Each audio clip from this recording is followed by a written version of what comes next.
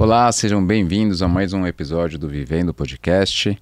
E hoje a gente vai falar sobre um tema um pouquinho diferente de endometriose, mas também que existe uma correlação por patologias correlatas, enfim, e até porque muitas pessoas acreditam que a endometriose pode vir a causar isso, que é o sangramento uterino anormal. E hoje eu tenho aqui a Mariana, a Mari, nossa amiga, nossa parceira. A gente está sempre junto, né? A gente não se gosta. E nada melhor do que ela aqui para a gente poder bater esse papo, falar um pouquinho mais sobre esse tema. Má, obrigado por ter vindo aqui. E bora lá, bora conversar um pouquinho. Obrigada, eu queria agradecer estar aqui no podcast, a gente poder disseminar uma informação de qualidade e falar de assunto que é muito corriqueiro, né? Alguma vez na vida, alguma mulher vai ter um sangramento anormal, a gente vê isso rotineiramente no nosso consultório e é algo que a gente precisa conversar até para entender o que é normal, o que não é, o que pode ser, o que pode estar associado com alguma coisa que a gente tem que se preocupar mais. Então, acho que é um assunto bem amplo e bem do nosso dia a dia para a gente poder falar hoje. Com certeza. E uma coisa que eu acho que é legal para a gente começar, antes de trazer estatística propriamente dita, a gente falou sangramento uterino anormal, né? Isso é um termo médico. O que é sangramento uterino anormal? Então, quando a gente fala de sangramento uterino anormal, é óbvio que cada um tem seu padrão, né? Tem mulheres que vão menstruar em grande quantidade a vida inteira e sempre foi assim. Tem outras que menstruam poucos dias, uma quantidade menor. Então, cada mulher vai ter o seu padrão de sangramento uterino. A gente sabe que quando a gente considera um sangramento normal, é quando ele dura até 7 a 8 dias e ele tem uma distância entre 21 e 35 dias. Ou seja, eu fico menstruada num intervalo que não é menor do que 21 dias, mas não tende a ser maior do que 35 dias, né? Mas lembrar que a gente fala muito de sangramento uterino anormal ou aquele sangramento que é totalmente inesperado. Então, marquei no meu aplicativo o meu sangramento, ele era para vir no período certinho e ele vem antes do tempo. Ou muitas vezes quando você tem alteração do seu padrão menstrual, que aí é quando a gente conversa muito sobre a paciente de avaliar potenciais alterações, patologias que podem estar associadas a isso. E a gente, no consultório, desde quando a gente faz... Você abre o seu consultório, você começa a atender paciente, é uma queixa super, ultra, mega frequente, né? Assim, é uma das coisas que a gente mais pega, hoje com o WhatsApp, antes com ligações, enfim, reclamando sobre isso, ou sobre alguma coisa que aconteceu fora do esperado, enfim. Mas fala um pouquinho sobre frequência disso. O que a gente tem de literatura que fala sobre isso? O quão comum é isso? Então, a gente sabe que 1 em cada 3 mulheres podem ter um sangramento uterino anormal, né? Em algum momento da vida vão ter. Onde que a gente sabe que são os momentos mais comuns de ter? A gente fala que é nos extremos da vida reprodutiva da mulher. Então, quando ela está começando a menstruar, é comum que o sangramento ainda seja muito irregular, né? A gente, dificilmente, uma mulher começa a menstruar e tem um padrão já regular. E no período quando ela começa a ter alterações hormonais sugestivas do período que a gente fala de perimenopausa, em que começa a bagunçar o ciclo menstrual, né? A gente fala que para a mulher menstruar e para ela ter esse sangramento certinho, precisam de várias etapas. Às vezes parece uma coisa super simples, mas é como se fosse uma fábrica. Se eu quiser fazer aquele sapato, ele vai passar por várias etapas para ela poder acontecer de maneira adequada. Mas algumas pequenas falhas em algumas etapas podem levar a esse sangramento uterino irregular. Então, as fases da vida mais extremas, então, quando eu tô começando a menstruar ou quando eu tô parando de menstruar, são os momentos em que a gente sabe que pode ter mais bagunça hormonal e, consequentemente, mais bagunça no sangramento. E lembrar que quando a gente entra com algum método hormonal, então, quando a gente entra com um hormônio, quer seja pílula via oral, um DIU, isso também pode, durante um período, bagunçar a menstruação. E aí a gente já avisa a paciente, a gente fala que é comum, quando você entra com alguma medicação, dar uma bagunçada e depois começar a reorganizar toda a parte do sangramento. Acho que você foi muito feliz a comparação que você fez com uma fábrica, né? Uma linha de produção de um sapato, enfim, ou de qualquer outra coisa. A gente tem, vou falar um pouco mediquês, mas tentando transformar ele mais simples. A gente tem a linha de produção, né? Hipotálamo, hipófise e ovário, né? Então, a gente tem as duas glândulas na cabeça, que é o hipotálamo, que comanda a hipófise, e a hipófise que vai comandar o ovário. Então, essa teoricamente seria a linha de produção para liberação hormonal, né? Então, o ovário, quando ele está começando a produzir os hormônios femininos, ele ainda está aprendendo a como fazer isso e por isso poderia ocorrer essa irregularidade. E quando está prestes a entrar na menopausa, né, a ter a menopausa, ou seja, está prestes a ter a falência ovariana, ele também está, putz, estou um pouquinho mais cansadinho hoje, estou um pouquinho menos amanhã e etc. E então a gente também teria essa irregularidade. Acho que fica bem interessante para a gente tentar explicar o porquê dos extremos da idade, né? Essa comparação com a linha de produção foi bem legal. Ima, antes de falar de patologias e tudo mais, eu queria que você fizesse uma correlação, porque todo mundo vivendo vai pensar em endometriose, e não é incomum a gente falar sobre alteração, a gente ouvir falar sobre endometriose causando alterações menstruais, mas a gente sabe que são de outras coisas e não da endometriose em si. Fala um pouquinho sobre esse tema. Então, na verdade, é bem isso, né? Ela fala, porque o meu sangramento é muito intenso por causa da endometriose. São frases comuns da gente ouvir. Mas o que, na verdade, a gente sabe é que pacientes que têm endometriose é muito comum ter associação com outras doenças. A mais comum de todas, é que a gente fala que é a prima da endometriose, é a adenomiose. Né? E são alterações em que você tem as células endometriais, que são aquelas células que descamam todo mês em forma de menstruação, elas vão se implantar na musculatura uterina. Eu falo para as pacientes que a musculatura do útero tende a ser um músculo, né? Então, é para ela ser mais rígida, é para ela ser mais firme. E quando você tem essa implantação das células do endométrio, é como se você jogasse um corante numa esponja, ela acaba infiltrando toda essa célula, essa musculatura uterina, e você tem uma musculatura, ao invés de uma musculatura rígida, você tem uma musculatura muito mais amolecida e muito mais vascularizada, o que gera um sangramento aumentado, um sangramento irregular, com dias prolongados. Então, na verdade, o que a gente tem é a grande associação de doenças. Então, a endometriose, muitas vezes, ela pode vir com adenomiose e isto gerar um sangramento aumentado. E lembrar também que pacientes com endometriose podem ter, por exemplo, mais riscos também, associações maiores com miomas uterinos, que outra causa super comum de sangramento. Então, sempre que eu tenho uma paciente com endometriose e um sangramento aumentado, eu preciso pesquisar doenças correlacionadas. Perfeito, perfeito. Tem trabalhos mostrando uma correlação em torno de 80, outras em torno de 90. A gente não sabe ao certo qual que é essa correlação, porque para fazer o diagnóstico a gente precisa do anátomo patológico, mas a gente sabe que essa correlação é extremamente elevada, né? Então, é importantíssimo isso. A gente tem uma paciente com endometriose, tem alteração do padrão menstrual, a gente tem que investigar outras causas. E pensando em investigação de sangramento uterino anormal, existe um termo médico, mas também é fácil, que é o Palm-Cohen, que ajuda a gente a pensar no que a gente investiga, no que a gente não investiga, como que é o nosso racional, né? Existe um racional por trás das perguntas que a gente faz para a paciente, da investigação diagnóstica. Explica, pensando no público leigo, o que é o Palm-Cohen, para a gente tentar torná-lo mais simples, mais fácil de entender. Então, na verdade, quando a gente fala do Palm-Cohen, é para a gente estruturar, deixar nossa linha de raciocínio mais fácil, para não esquecer de nenhuma causa de sangramento, porque são várias causas. Quando a gente tem esse Palm-Cohen, a gente tem as causas estruturais, ou seja, como se fosse uma barreira física ou algo de fato estrutural que está causando esse sangramento, quer seja pólipos, que são como se fossem verrugas dentro do útero, miomas, que são como se fossem musculaturas, bolinhas de músculo que causam um aumento do sangramento, ou adenomiose, que a gente já falou, são alterações estruturais, né? Você vê uma alteração na estrutura uterina.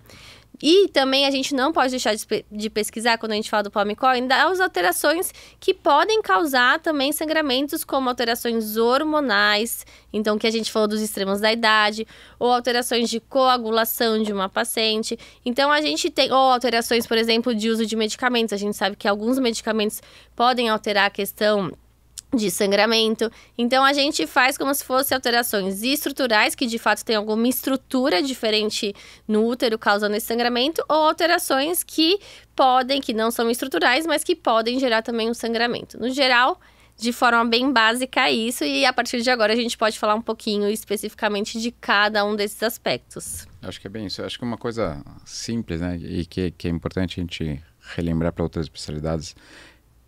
Os medicamentos podem alterar, né? Então, assim, você usa um anticoagulante por algum outro motivo, você pode ter um sangramento. Eu tinha saído da residência há pouco tempo, um chefe nosso era responsável pela retaguarda de um grande hospital aqui em São Paulo, e eu fui avaliar um caso que estava lá, que basicamente era um caso cardiológico que estava usando um anticoagulante. O INR estava estourado e estava tendo um sangramento vaginal. Na verdade, não tinha nenhuma alteração ginecológica propriamente, a não ser o anticoagulante que ela fazia uso. Então, é importante lembrar isso e outras especialidades também lembrarem, né? Então, assim, não é porque a mulher teve um sangramento vaginal que necessariamente é algo, uma patologia ginecológica, né? Dá uma avaliada no todo. Está usando anticoagulante para ter sangramento em qualquer lugar do corpo, né? Então, acho que é legal a gente lembrar sobre isso.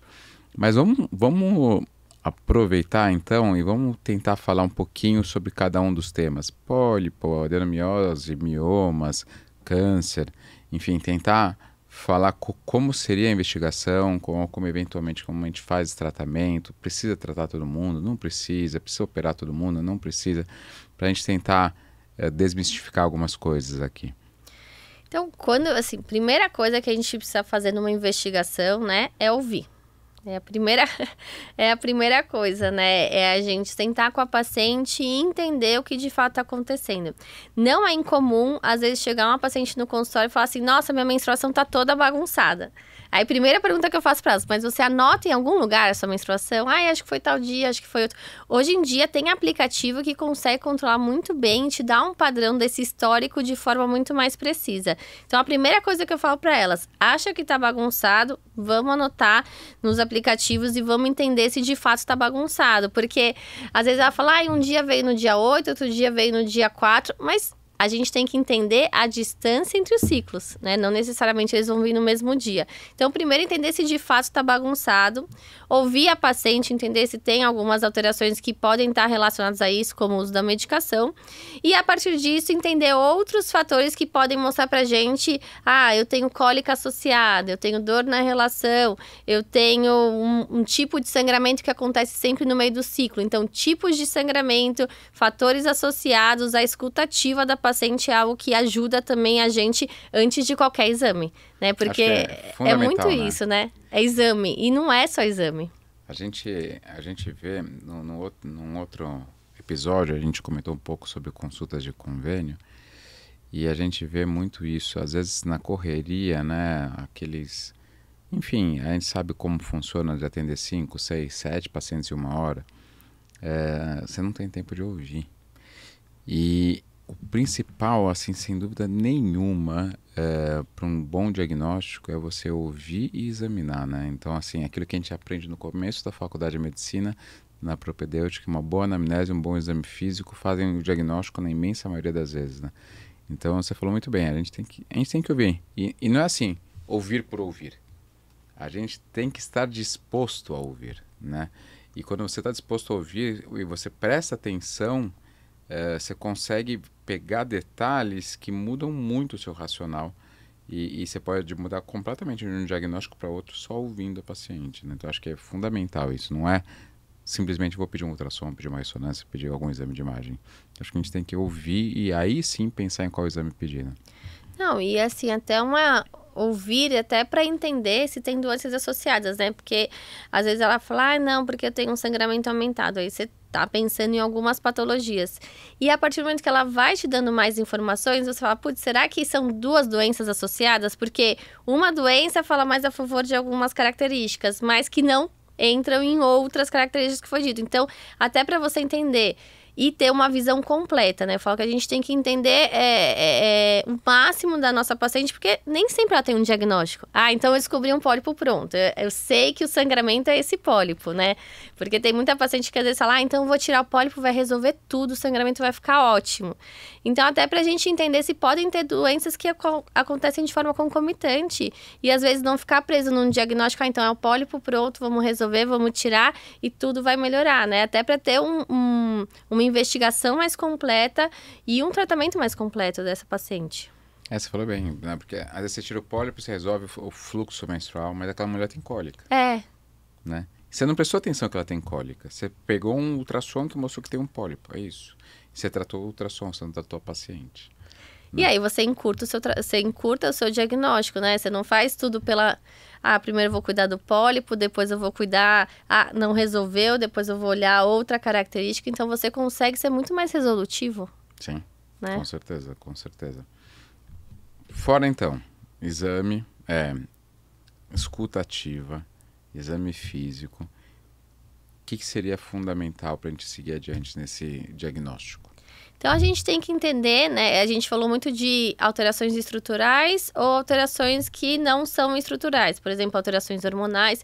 Então o que a gente acaba começando a nossa investigação é com uma avaliação uterina, que é um ultrassom, né? Óbvio que se essa paciente já tiver tido relação sexual, um ultrassom transvaginal mostra pra gente muitas vezes, nos dá informações muito importantes. E se essa paciente não tiver tido relação, muitas vezes a gente pode pedir um ultrassom pélvico que tem uma limitação maior de avaliação, né? Mas que é a nossa investigação inicial. E a associação de exames de sangue também mostram pra gente algumas alterações que podem estar associadas à coagulação ou até mesmo repercussões desse sangramento, né? Se essa paciente no final, por um sangramento intenso, tem anemia, o ferro tá baixo. Então, são coisas que a gente acaba usando para a gente iniciar essa investigação da paciente. Exame de imagem, ultrassom e exames de sangue. Ginecologista adora um ultrassom, né? Não é à toa que boa parte de nós temos ultrassom na própria clínica, né? Porque assim, ultrassom pra gente é fundamental, é como se fosse mais uma mão que a gente está utilizando lá para fazer um diagnóstico. Seja na ginecologia mesmo, na obstetrícia, o ultrassom acaba sendo uma peça fundamental. E como você bem disse, às vezes se a paciente não teve relação ainda, a gente acaba tendo uma limitação no pélvico, principalmente se for acima do peso, a gente tem um panículo adiposo maior, isso vai atrapalhar a gente visualizar bem o ovário anexo, mas mesmo uma paciente magra, às vezes a gente não consegue visualizar tão bem, então mesmo assim, numa paciente magrinha, eventualmente a gente precisa pedir uma ressonância magnética para poder ver melhor as estruturas e ter um diagnóstico um pouco mais assertivo, né? Mas o transvaginal bem feito, da mesma maneira, uma boa consulta. O transvaginal bem feito, ele consegue nos ajudar na imensa maioria das vezes, né? Não, e é isso, né? Bem feito. Hoje em dia a gente direciona muito exame, né? A gente direciona, vamos fazer com tal profissional. E muitas pacientes falam, nossa, mas para poder fazer com essa profissional demora 3, 4 semanas. Mas a gente precisa ter boas avaliações, né? Até para evitar de, às vezes, ter uma avaliação e tem que solicitar um novo ultrassom. Então, acho que a gente tem que ser muito assertivo até na escolha do profissional que a gente vai solicitar esse exame. Eu nunca tive esse tipo de comentário, mas eu tive colegas que tiveram de que o paciente achou que o colega recebia percentual do valor de exame porque estava direcionando para determinado profissional. E até por isso eu não direciono para um profissional, eu dou uma lista de profissionais. Com certeza.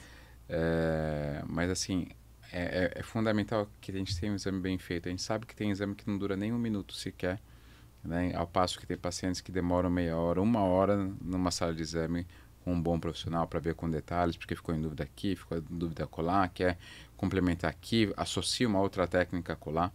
Então, fazer um bom exame é fundamental. Independente se é uma doença mais complexa como a endometriose, mas em doenças teoricamente mais simples, que teoricamente o resultado é mais fácil de ser feito, se você faz correndo, você vai passar despercebido, né? Então você não vai conseguir fazer um diagnóstico mesmo de algo simples, né? Não, e se a gente não tem diagnóstico, não tem tratamento. Exatamente. É o que eu falo para as pacientes. Se a gente não tem diagnóstico, a gente não tem como programar um tratamento adequado, né? Não dá para a gente achar que é uma alteração e tentar ir para um lado. Se não, a gente perde tempo, a gente tem que ser resolutivo. A paciente quer ser resolutiva, ela quer resolver o problema dela. Então, muitas vezes eu falo, não, vamos esperar mais uma semana, 2 semanas, fazer com um profissional específico e muitas vezes a gente consegue ter muito mais resolutividade na nossa pesquisa e no nosso tratamento. Exatamente. Então, vamos falar um pouco de cada uma delas, tá? Você falou pólipo primeiro, então, né, até porque começa do palm coin, vamos falar do pólipo lá de cara. O que é o pólipo? Mas lembrando, a gente não está num congresso, a gente não está numa aula. De uma maneira fácil, o que é pólipo? O que a gente faz para pólipo? A gente precisa operar todo mundo, precisa retirar todo mundo. É cirurgia? Faz esterectomia? Não faz esterectomia? O que é pólipo? Então vamos lá, o pólipo eu falo que é a verruguinha que tem dentro do útero, né? A gente tem o endométrio, que é a parede de dentro do útero, que vai crescer todo mês e vai descamar. Muitas vezes a gente tem algumas alterações que vão fazer com que ela cresça mais do que o habitual e forme essa elevação, essa verruguinha lá dentro. Então é como se fosse uma verruguinha de endométrio, né? O que normalmente ele pode causar? Um aumento do sangramento, porque tem mais tecido lá dentro e vai sangrar. E pacientes que estão tentando engravidar, pode sim estar associado a alguma dificuldade para engravidar, tá? Existe uma preocupação em relação ao pólipo e risco de malignidade, ou seja, desse pólipo ser algo maligno, ser um câncer de endométrio. É muito difícil isso acontecer, né? Mas a gente tem alguns padrões que a gente tem que estar mais atento. Então, quando acontece em pacientes na menopausa, quando está associado a sangramentos na menopausa, então é quando a gente presta mais atenção. Mas dificilmente um pólipo ele está associado a um câncer de endométrio. Existiria, por exemplo, a possibilidade desse pólipo inicialmente benigno se transformar em algo maligno? Normalmente você tem uma alteração muito mais associada de forma difusa. Você pode ter um pólipo maligno, você pode, mas normalmente ele já tem algumas alterações iniciais já malignas, né? Mas você pode, quando a gente fala de malignidade, você pode ter tanto uma alteração pontual, então um pólipo, mas muitas vezes a malignidade pode ser de toda a cavidade, por exemplo, algo muito mais difuso. E quando a gente fala de tratamento de pólipo, tratamento de pólipo pode ser clínico? Tratamento de pólipo é cirúrgico? O que a gente faz? É só acompanhar?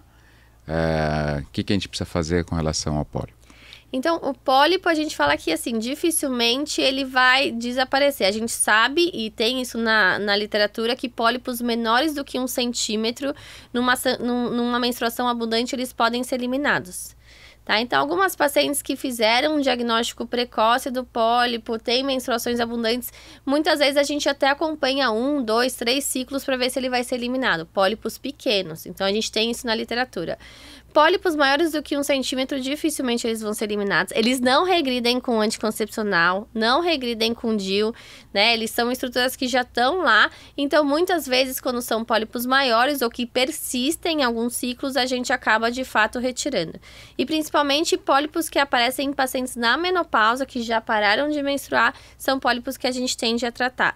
Resumindo, grande parte das vezes a gente acaba tratando cirurgicamente, removendo esses pólipos, tá? Uma outra situação em que eles são muito pequenos em pacientes que ainda menstruam, a gente até dá uma chance deles saírem de forma espontânea num ciclo mais abundante.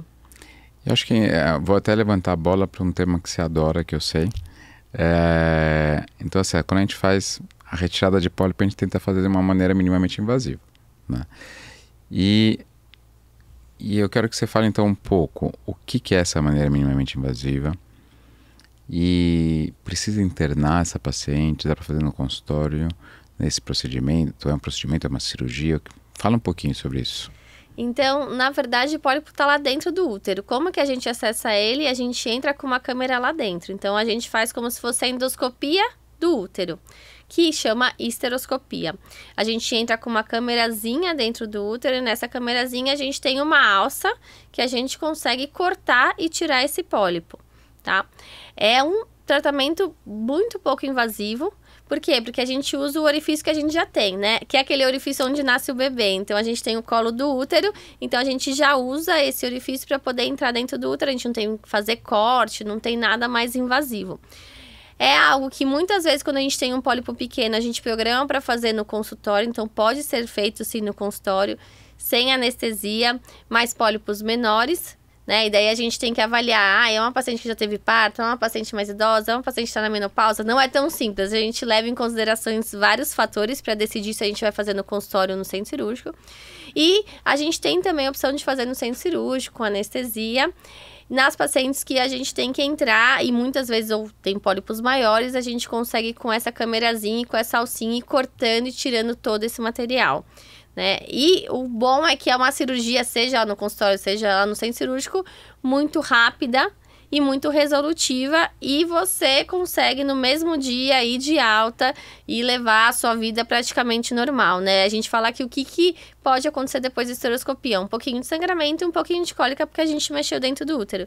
Mas essa paciente, praticamente, ela tem o retorno às atividades de forma muito precoce. E a pergunta que não quer calar, dói? No consultório? É no consultório.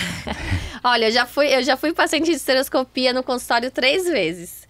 Então, pelo menos, assim, a gente vive um pouco para falar, né? Eu acho que isso Com é importante, certeza. às vezes, a gente entender aquilo que a gente faz. E, de fato, pode ter um desconforto, mas eu falo para as pacientes, a dor, ela é muito individual de cada uma. E, óbvio, aquelas pacientes que têm alguma dificuldade maior, algum colinho mais apertado, as pacientes estão na menopausa. Então, são vários fatores que vão fazer com que ela tenha mais ou menos dor. Um desconforto é normal ter, tá? E muitas vezes a gente consegue fazer no consultório, a gente consegue fazer de forma que a paciente tenha um desconforto leve e depois que a gente termina o procedimento vai melhorando, mas é importante a gente selecionar bem quem que a gente vai levar para o consultório e explicar, e é assim, é papo terapia, né?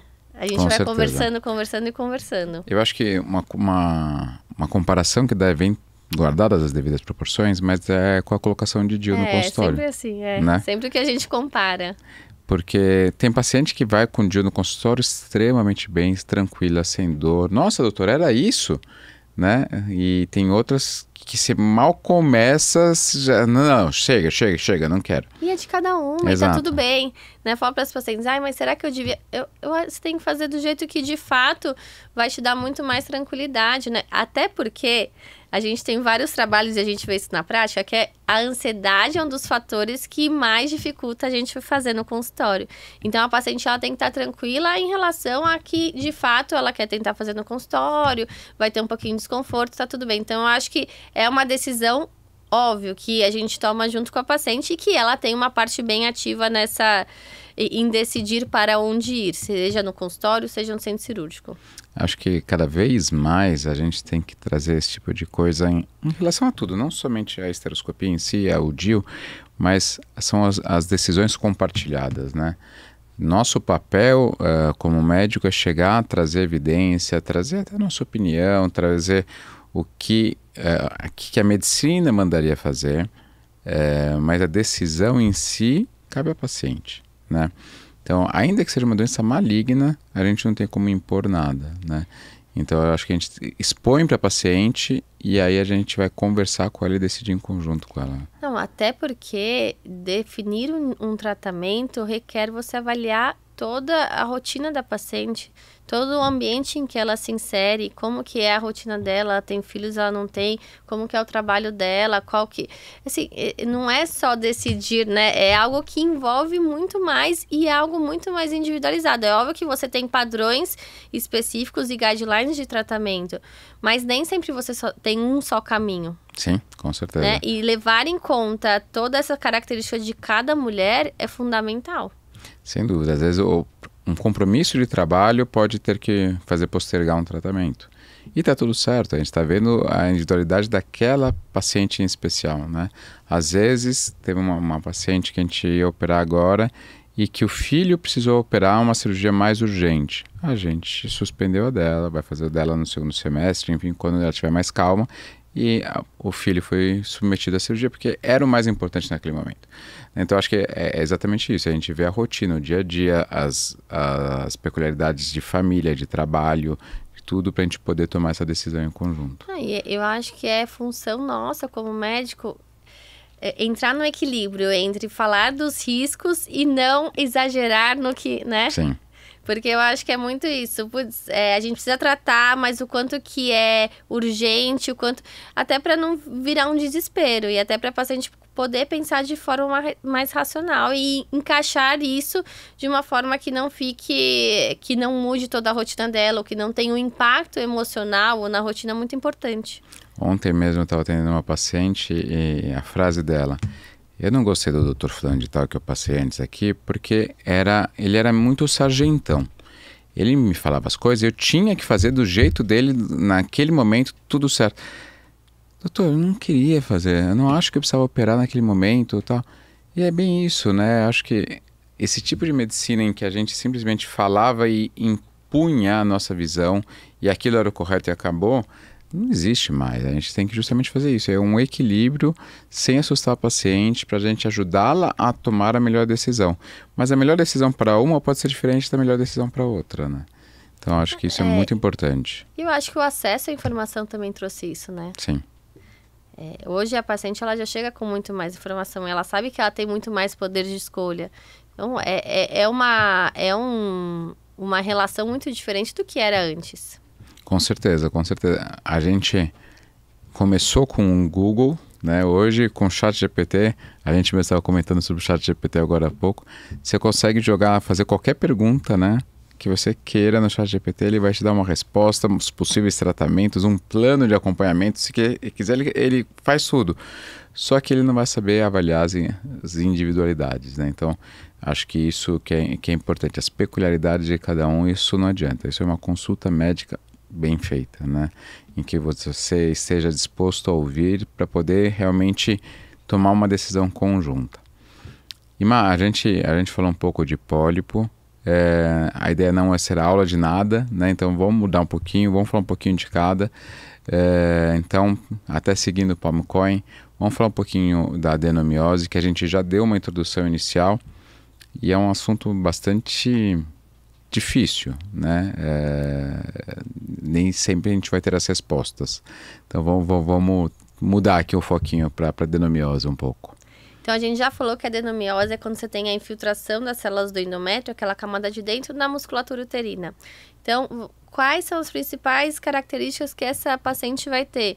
Um sangramento aumentado e muitas vezes cólica. Mas a gente tem que lembrar que muitas vezes tem associação também com endometriose. Então, quando a gente tem uma suspeita de adenomiose, a gente acaba de fato também investigando a endometriose, até porque essa paciente muitas vezes tem dor na relação, tem algumas coisas que vão além da adenomiose por si só. A gente pode ter essa infiltração da musculatura, ou seja, eu joguei um corante e pegou toda a minha esponjinha lá, e ela é difusa, que é o que acontece na maioria das vezes, né? Infelizmente. Ou eu joguei lá o corante e ele ficou bem focado numa parte, e aí eu tenho uma alteração focal. Então, de uma forma bem geral, a gente tem duas alterações que podem ser ou difusa, que é a maioria das vezes, ou mais focal. Quando a gente tem essa alteração mais focal, a gente avalia se existe alguma chance de a gente conseguir tratar, ressecar aquela parte focal. Mas muitas vezes, como a gente falou, é uma alteração difusa, o que dificulta muito da gente tratar de um ponto de vista, por exemplo, de cirurgia, né? Porque muitas vezes, não, então vamos operar e vamos resolver. E nem sempre, na maioria dos casos, não é assim. A gente tem que levar em consideração se essa paciente tem filhos, não tem, se ela quer engravidar, se ela não quer. E muitas vezes para controlar sintomas, e de novo, não tratar, mas controlar sintomas, a gente vai abrir mão, a gente vai de fato acabar usando algumas medicações hormonais para a gente tentar diminuir esse sangramento, diminuir essa cólica, de acordo com o desejo de cada paciente. Mas então, a adenomiose, muitas vezes para a gente controlar sintomas, a gente acaba utilizando o anticoncepcional, que não trata. Acho que é importante a gente aproveitar isso e até desmistificar um terrorismo que é feito contra o anticoncepcional, né? É lógico que a gente vai respeitar uma decisão individual de eu não quero usar hormônio, não me sinto bem, está tudo certo. Você pode não se sentir bem, você pode preferir não utilizar, mas quando a gente pega uma mídia que realmente fala o tempo inteiro sobre isso e a gente, né, demonizando o anticoncepcional, o contraceptivo, qualquer que seja a via, a gente tem um desserviço, né? Não, porque você toma anticoncepcional, você vai ter câncer. Você toma anticoncepcional, você vai ter trombose. Então, acho que é importante a gente lembrar disso, que a gente precisa... É uma medicação segura que existe há muito, muito tempo, que tem inúmeros estudos comprovando sua segurança, tem critérios de elegibilidade para utilizar ou não utilizar, mas que na sua imensa maioria das vezes, quando prescrito, é uma medicação segura e que pode controlar bem os sintomas, como você bem disse aí, né? Eu acho que é isso, a gente selecionar bem nossa paciente, né? Ver se de fato ela vai ter um benefício e tirar eventuais riscos que podem ter. A gente fala que até a vitamina D em dose alta pode levar a consequências mais importantes. Até a água, né? Se a água tivesse bula, a gente vai tomar muita água em demasia, você pode ter problema também, né? Até a água. Então, eu acho que, de fato, é muito mais a gente entender, que tipo de hormônio que eu vou usar, essa paciente precisa, não precisa, o quanto que esses sintomas estão tendo de impacto na qualidade de vida, né? Eu tenho pacientes que falam, não, porque na menstruação eu não faço nada. Eu fico em casa o dia inteiro, então tem um impacto importante. Sem dúvida. Né? Então, nessa paciente, de fato, vai melhorar muito o sangramento. Tem pacientes que têm adenomiose, tem um sangramento que não tem um impacto importante, elas não se importam tanto com esse sangramento, então nem sempre eu vou ter que usar anticoncepcional. Então, é importante que a gente entenda que ele vai segurar os sintomas. Eu vou segurar o sangramento, eu vou segurar a minha cólica, mas ela não vai tratar. E assim, e tá tudo certo. Se a gente consegue controlar bem os sintomas, e é uma paciente que não quer gestar, tá tudo certo. A gente vai continuar utilizando o anticoncepcional e beleza, né? Da mesma maneira, eu vou até voltar para a endometriose, que é o tema inicial, né? Quando a gente propõe um tratamento clínico de endometriose, a gente não tem por objetivo tratar a doença, acabar com a doença. A gente tem por objetivo dois. Um, tentar impedir a progressão da doença e dois, que é o principal de todos, melhorar a qualidade de vida daquela mulher, né? Então, até pensando nisso, não é todo mundo que precisa de cirurgia. Né? Então, a mesma coisa serve para adenomiose, até pela complexidade de uma eventual cirurgia de adenomiose. Mas vamos pegar um pouquinho falando de possíveis aplicações cirúrgicas de adenomiose e até falando do tema que você gosta tanto da esteroscopia, qual a possível aplicação de uma esteroscopia para adenomiose? É só diagnóstico? Dá para tratar? Dá para fazer alguma coisa? Então, quando a gente tem alterações que estão muito pertinho da parte de dentro do útero, né, que a gente fala do endométrio, quando a gente tem alterações que estão bem nessa interface, que a gente chama, bem nesse limite entre a musculatura uterina e o endométrio, às vezes a gente pode ter algumas lesões de adenomiose em que a esteroscopia, de fato, pode tratar. É difícil a gente achar, mas a gente consegue, com essa alcinha, recortar e tirar essa lesão de adenomiose.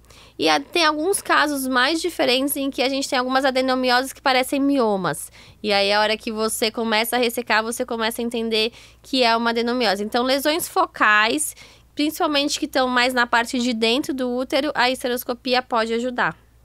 Eu acho que e aproveitando o gancho, acho que seria a melhor aplicação para tratamento cirúrgico de um modo geral, né? São as lesões focais, sejam elas nodulares, císticas ou não, as lesões focais de adenomiose, tanto por esteroscopia quanto por laparoscopia, são as de tratamento cirúrgico mais provável, né? As difusas, ainda que tenha um útero grande, que tenha tecido suficiente para poder ser ressecado, são técnicas muito mais experimentais do que qualquer outra coisa, né? E são os casos mais desafiadores, seja para nós num controle de sangramento, seja para tentar fazer com que aquela mulher venha a gestar, se for o desejo dela, né? Mesmo depois de engravidar, né? A gente tem na literatura alguns casos que falam de, eventualmente, um risco maior de rotura uterina quando você faz uma cirurgia muito radical nessa paciente. Então, acho que tem que, de fato, ser olhada de uma forma com muita precaução essas cirurgias mais radicais, né? Sempre pesar risco-benefício. A gente vê alguns relatos na literatura, mas, assim, é sempre exceção, né? Não deve ser tomado como regra. Infelizmente a gente vê alguns posts sensacionalistas falando que você tem adenomiose, vem aqui que eu vou te tratar cirurgicamente e tal. É exceção, acho que a gente não tem que trazer isso como regra. Dá para fazer como caráter experimental, ainda é considerado uma técnica experimental, né? E no final é isso, a gente individualizar cada momento de cada paciente, o que ela já fez de tratamento, às vezes para tentar engravidar ou não, qual que é o tipo de lesão. Não tem jeito, no final a gente tem que olhar para a nossa paciente e fazer um tratamento individual para cada uma delas. Vamos continuar no Palm Coin? Bom, o mais comum é o mioma, né? Exatamente. O mais comum é o mioma. Então, a gente tem uma incidência de quase 1 em cada 2 mulheres que fazem ultrassom, elas têm mioma. É uma alteração super comum e nem sempre a gente precisa operar, né? Acho que na maior parte das vezes não precisa fazer nada, né? Muitas vezes a gente só acompanha, a gente fala que é como se fosse uma bolinha de musculatura que pode não causar nada, mas dependendo da posição que tiver ou do tamanho que tiver, pode ter de fato sintomas importantes, né? Quando a gente tem esses miomas que estão dentro da cavidade mesmo do útero, principal sintoma que vai dar é o sangramento. Então, são aquelas pacientes que têm sangramentos muito importantes e elas conseguem identificar uma mudança no padrão, né? Então, começou a sangrar mais dias ou com um volume muito maior do que o habitual. Eu acho que isso é importante a gente falar, essa distorção anatômica que acontece, né? Acho que é um dos principais responsáveis por isso. E aí, é um caso que é basicamente cirúrgico, né? A gente não vai conseguir tratar o mioma dentro da cavidade só com medicamentos para controlar ciclo, né? Sua imensa maioria das vezes, aquela mulher que tem um padrão, né, desfavorável, um sangramento uterino normal, a gente vai acabar tendo que seguir para uma cirurgia. E até pensando no que você falou da esteroscopia, o mioma já é um pouco diferente, né? Acho que não cabe tanto uma esteroscopia no consultório, né? Eu tenho alguns casos, mas são casos raros. Na verdade, eram pacientes que vieram como pólipo. Aí, a hora que a gente entrou, viu que era mioma, mas era um mioma totalmente, que a gente fala submucoso, totalmente dentro da cavidade. E a gente foi devagarzinho. A paciente estava super afim de resolver, né? Era uma paciente que tinha vindo de fora. Então, ou ela resolvia naquele dia, ou de fato ia ser mais difícil para ela conseguir resolver. Então, alguns casos específicos de mioma a gente já conseguiu resolver no consultório, mas é mais difícil da gente poder indicar. Normalmente a gente leva para o centro cirúrgico. Ele demanda mais tempo, né? Às vezes demanda mais líquido para distender também, né? Então, até para tirar é mais complicado, né? Então, acho que na maior parte dos casos, às vezes, a gente vai fazer um agora que a gente estava até discutindo na semana passada, um mioma volumoso, que a gente até ficou cogitando, será que dá, será que não dá, o quanto está sobrando, tudo. Então, acho que essa troca de figurinhas é fundamental para que a gente consiga pensar no que é melhor. Mas eu atropelei você e todo mioma submucoso é cirúrgico? Olha, todo, não dá pra gente falar todo, né? Nem sempre tem todas as pacientes. A grande maioria é. Tem uma paciente que já tá na menopausa e tem um mioma que tem um componente submucoso já há anos e não causa nada. Não necessariamente a gente vai mexer. Mas a maioria das pacientes acaba sendo cirúrgica, porque elas têm sintoma. É muito comum ela ter sangramento. Ela pode ter uma dificuldade de engravidar, por exemplo, por um mioma. Então, a grande maioria a gente vai acabar operando, né? E aí a gente tem que entender onde que está a localização desse mioma, qual o tamanho dele, até para entender, eu vou resolver por esteroscopia, vou resolver por laparoscopia, robótica. Então, você tem várias vias de resolver esse mioma de forma cirúrgica, dependendo desses fatores, seja tamanho, seja localização. E eventualmente até combinado, né? Então, tem casos que a mulher tem vários miomas e a gente começa fazendo o submucoso por esteroscopia, depois a gente sobe para a barriga e faz por laparoscopia ou robótica. Às vezes é um transmural muito grande que você começa a ressecar ele submucoso e aí depois você continua o mesmo mioma por via abdominal. Eu acho que é importante a gente lembrar disso. Eventualmente a gente até o combinado pode ser instituído para aquela mulher, mas é mais uma vez, é a individualização de cada caso, né? Ver cada um como deve ser. E aquilo que sempre dá medo no palm coin, o que é o M? É algum risco de malignidade, né? Então, essas pacientes que continuam tendo sangramentos anormais e têm fatores de risco maiores. A gente teve uma paciente recentemente, super jovem, que ela tinha 33 anos, ela teve um sangramento que não cessava, continuou com sangramento, e aí o médico dela optou por colocar um DIU de Mirena. E ela continuou com sangramento. A gente sabe que a inserção do DIU, ele pode ter um período de adaptação maior, né? 3, às vezes até 6 meses. Tem paciente que continua sangrando. Mas o mais importante é que mesmo com Mirena, a parte de dentro do útero, que é o endométrio, continuou gordinha. Uma coisa que não é tão comum, né, com Mirena. E por isso ela veio pra gente para uma nova avaliação, para uma esteroscopia, e era um câncer de endométrio numa paciente jovem. Isso é comum? Não, é super raro. né? Mas sangramentos que persistem por mais tempo, paciente que tem uma obesidade maior, paciente que tem síndrome metabólica, que a gente fala diabetes, resistência insulínica, tem alguns padrões que a gente tem que ficar um pouco mais de olho para riscos de malignidade. Quando a gente fala, por exemplo, de pacientes na menopausa, são aquelas pacientes que têm sangramento na menopausa, né? Não é nem só o espessamento endometrial, né, que é quando a parte de dentro do útero fica mais gordinha, mas principalmente sangramento na menopausa é onde a gente tem que acionar aquele alerta para riscos de malignidade. Mas, de novo, sangramento uterino normal e malignidade são os casos mais raros. Sim. E acho que é importante, você falou da parte mais dentro, só tentando transformar o mediquês aqui, a parte mais dentro, que é o endométrio, né, ele responde aos hormônios da mulher, que é o estrógeno e a progesterona, e quando você usa um DIU como Mirena ou qualquer outro método à base de progesterona, como Implanon, como Cerazette, né, como Dienogest, enfim, a parte mais de dentro vai ficar mais fininha, né, de um modo geral. Então, se persistiu gordinha, alguma coisa estranha, pelo menos estranha tem, então talvez seja interessante avaliar. Acho que é interessante ter essa ideia. E também pensando em sangramento pós-menopausa, é lembrar que ainda a principal causa de sangramento é a atrofia, né, quando essa parte está mais fininha.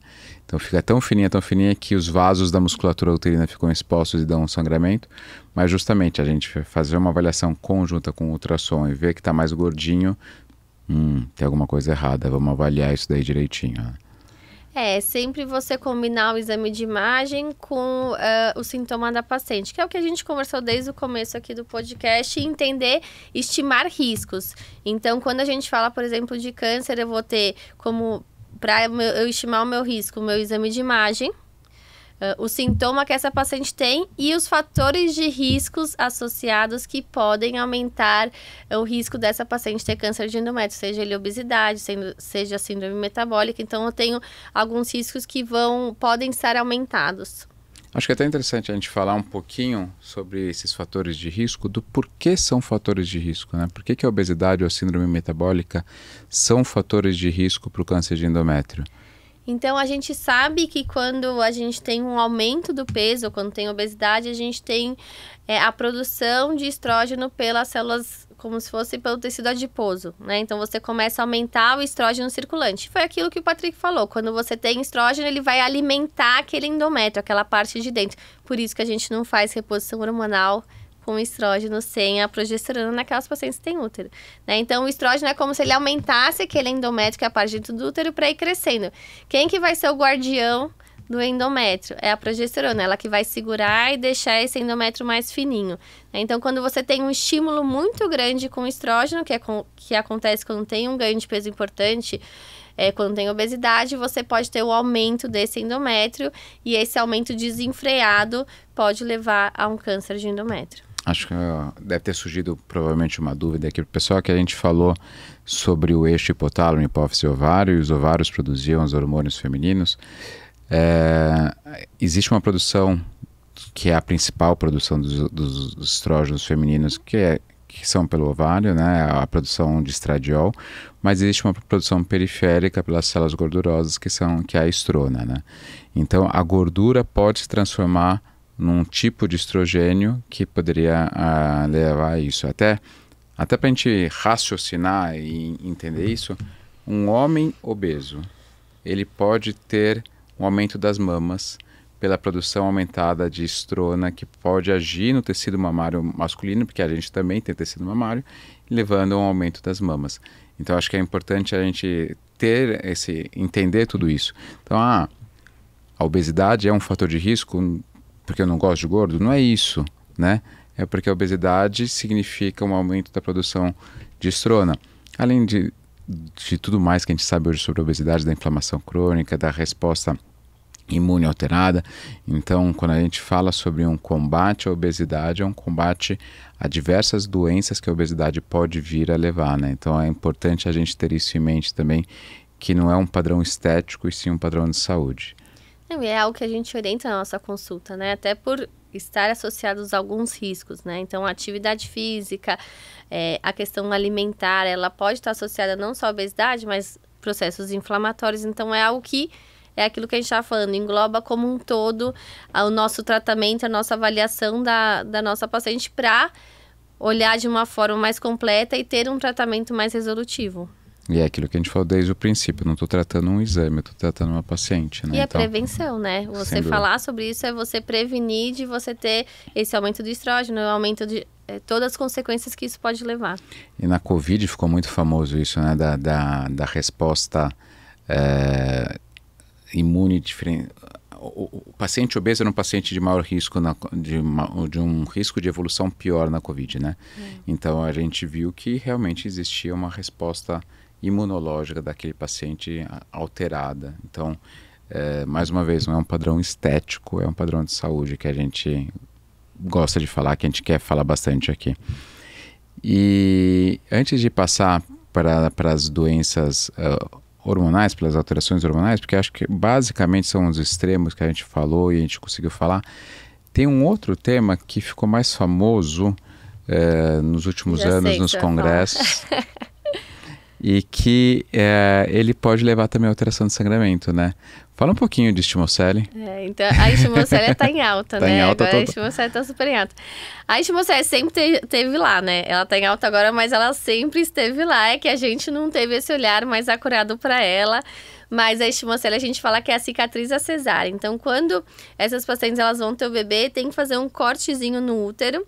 E quando a gente tira o bebê e fecha esse corte, ele vai cicatrizar, mas muitas vezes ele não cicatriza reto, ele cicatriza com um abaulamento.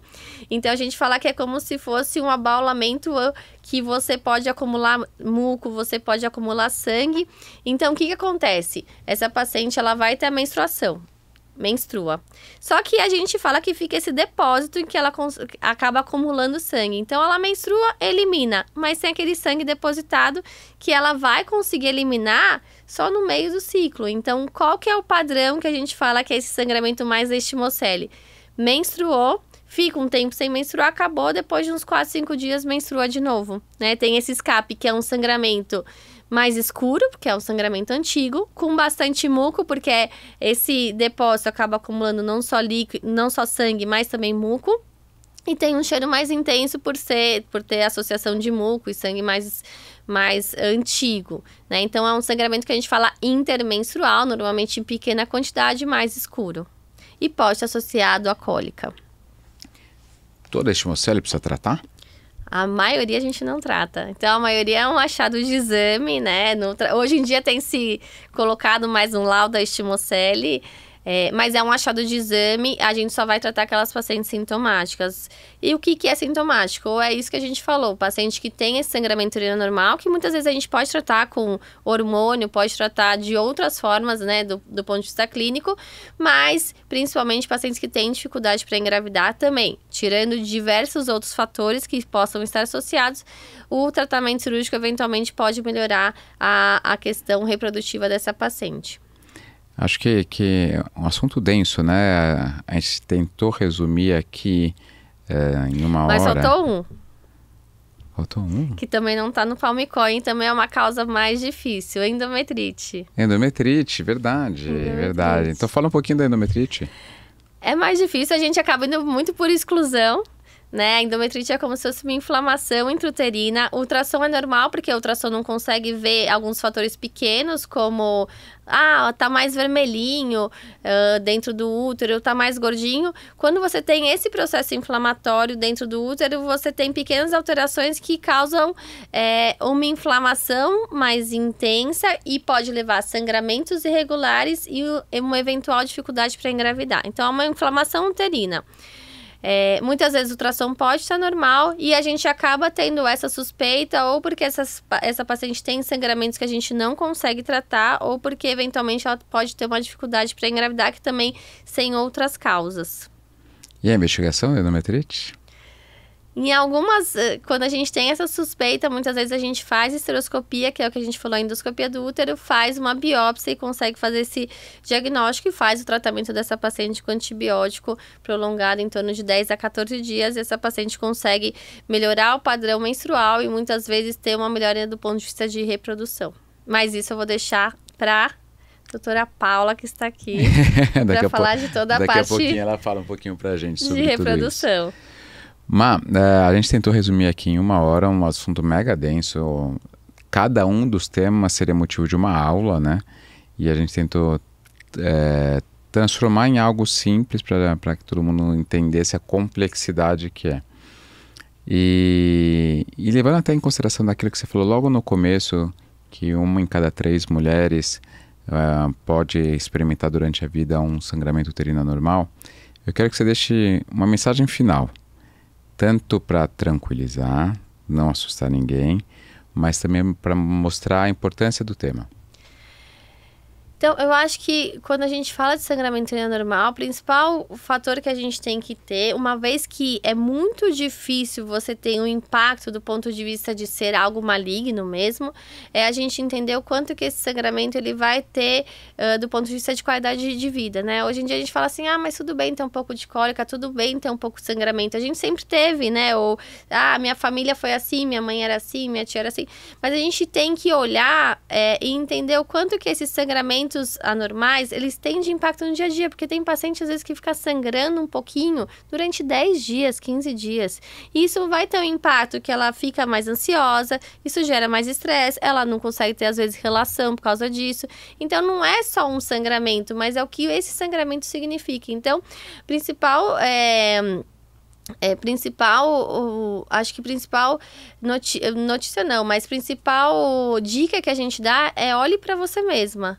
Entenda, anote, né? O aplicativo ele tá lá para facilitar a nossa vida. Anote todos os sintomas associados, qual que é o padrão do sangramento e olhe para você. Veja se esse sangramento ele tem um impacto importante na sua qualidade de vida, na sua relação no geral, na parte sexual ou não, ou no seu dia a dia, o quanto que você fica preocupada, será que eu vou sangrar, será que eu não vou, o quanto que isso tem de impacto, às vezes se eu vou viajar e tem esse... Mas no geral, o quanto que ele tem de impacto pra gente entender. Vale a pena a gente investigar mais, vale a pena a gente tratar, existem esses riscos em relação à malignidade ou não, mas principalmente a gente tentar entender o que tem de impacto e o quanto que tratar essas alterações podem melhorar a nossa qualidade de vida. Hoje a gente quer viver bem.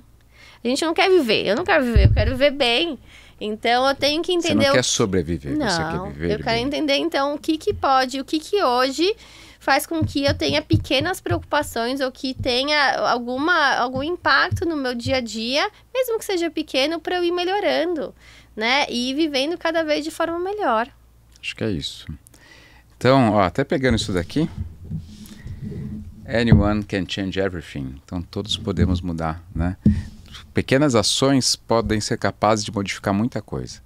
Então, vamos tentar fazer as nossas pequenas ações. A ideia do podcast é isso, é uma pequena ação para tentar levar informação de qualidade, a gente tentar conscientizar sobre diversos temas, sempre embasado em ciência, né? Mas sem o mediquês, falando uma linguagem mais simples. Mas obrigado mais uma vez por estar aqui. Foi muito gostoso esse bate-papo. Daria para falar muito mais. E espero vocês no próximo episódio.